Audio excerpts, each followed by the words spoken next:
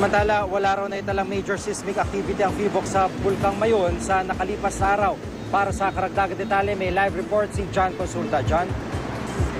Tatlong araw na ngayon na halos walang natatalang major seismic activity ang PHIVOLCS sa Bulkang Mayon. Ayon kay PHIVOLCS Resident Volcanologist Ed Laguerta, 3 volcanic quake lang ang naitala sa nakalipas na 3 araw. Gayunman, patuloy ang kanilang pagbabantay sa ibang parameters para mabasa ang pangkalahatang lagay ng bulkan, tulad ng ground deformation survey o yung pamamaga ng bulkan.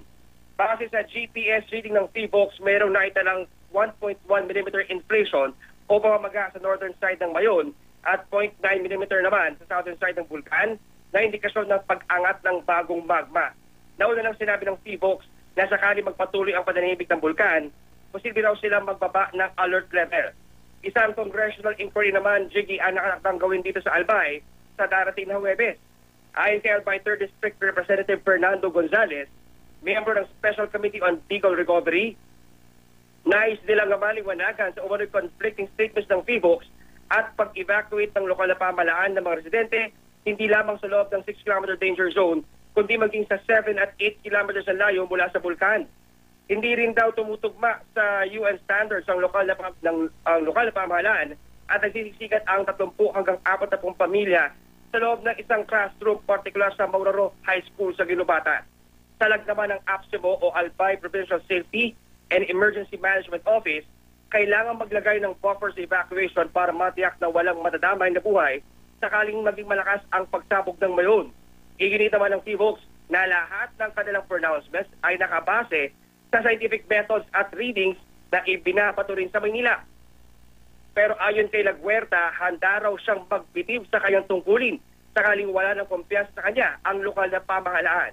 Ang mahalaga ngayon, maisabatas daw ang pagpapatupad ng 6-kilometer danger zone at makapagtatag ng Mayon Commission para mapag-aralan ang tourism prospect ng Mayon sakaling may patupad na ang paggamit ng lupa sa loob ng 6-kilometer permanent danger zone para sa agrikultura at turismo lamang.